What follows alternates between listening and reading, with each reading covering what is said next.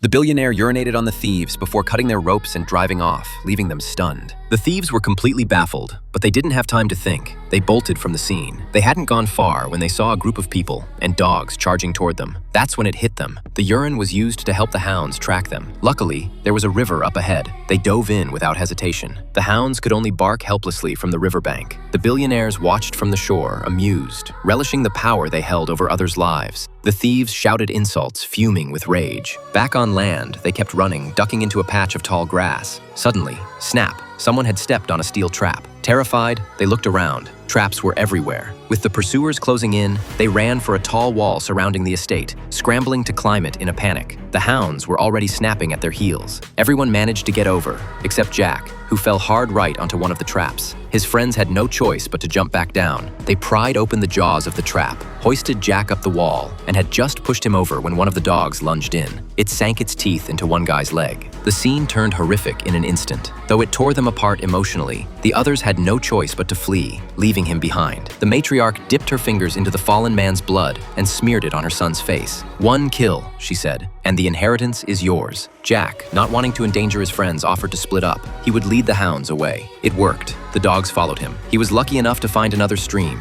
He quickly washed the blood off himself and threw away the blood-stained cloth, finally losing the scent. Meanwhile, Lisa and Kevin took shelter at a farm. They treated themselves to a good meal, but the footprints they left behind gave them away. Mia acted fast and sprayed odor remover everywhere. Kevin had an idea. He turned on all the gas lines, stuffed foil into the microwave, and built a makeshift bomb. When the billionaire father burst in, boom! The explosion killed the son instantly. The father survived, barely. This scene is from the movie Hounded.